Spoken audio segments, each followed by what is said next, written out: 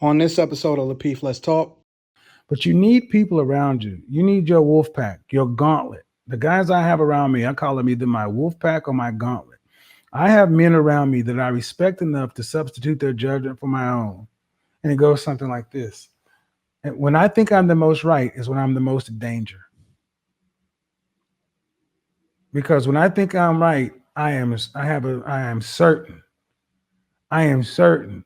And if you look at movies like Crimson Tide, where you have Gene Hackman and Denzel Washington, you had two guys who believe they're right. Ultimately, only one can be right.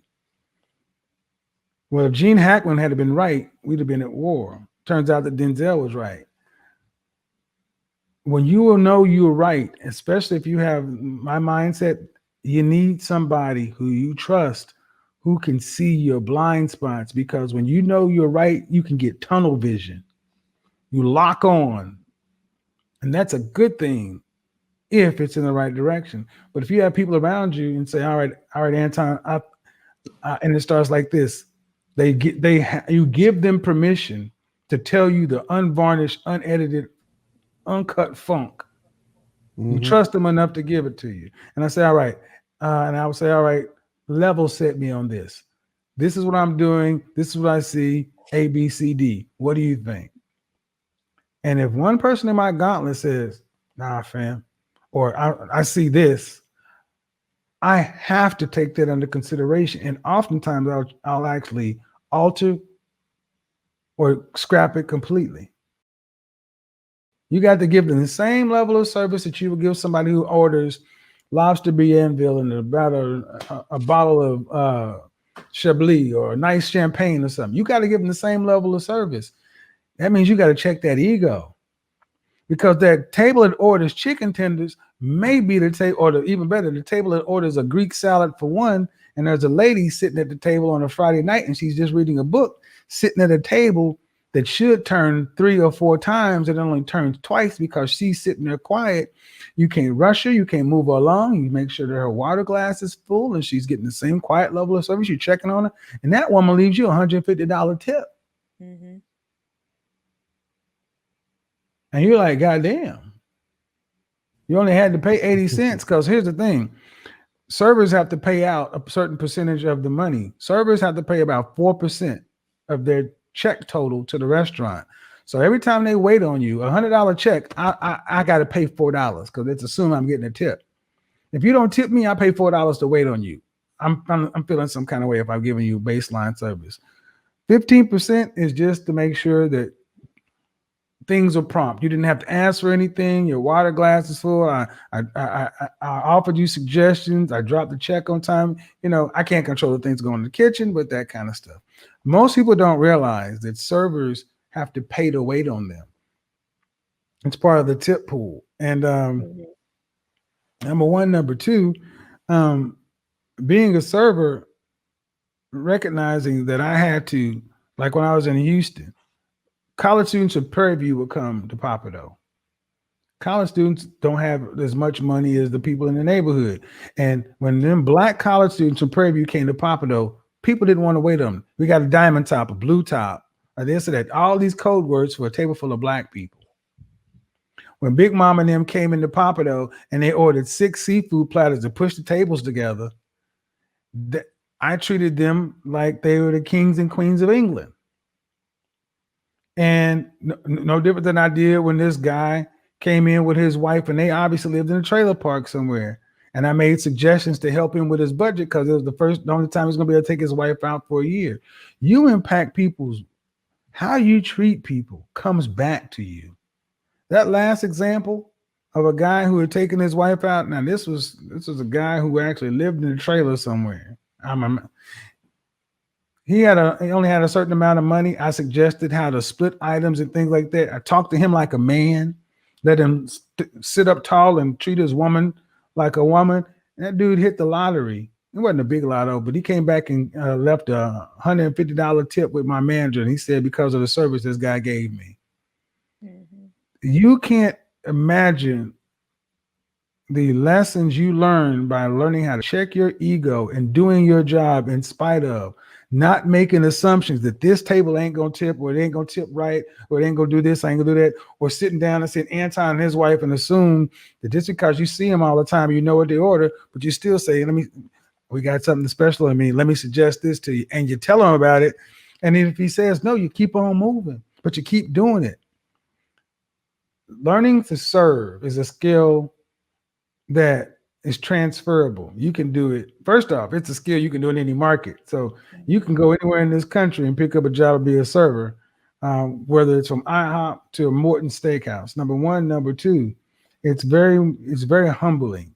It makes you remember. It makes you remember that you are human just like they are. There's a level set.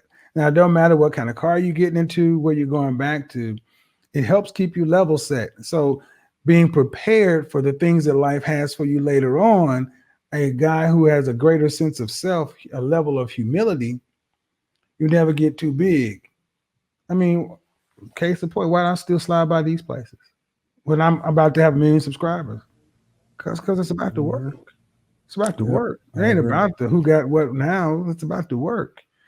And I personally have said that if it was my dream, I would train Black men in this country to become salespeople.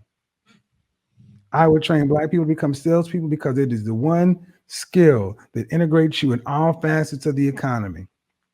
It makes you a critical employee. Salespeople are the first hired, the last fired, and they're the people who actually, when you impact the company bottom line, you got leverage. It's also a skill that you can take for yourself and sell your own product or service or widget in the market. It integrates you completely. Just like the Irish went into the police department, the Italians went into the fire department. Black men going into sales, whether it's in serving or whether it's in corporate sales of some sort, you're tied to profit. You're tied to profit. You're tied to money. You're tied to money. You're tied to power.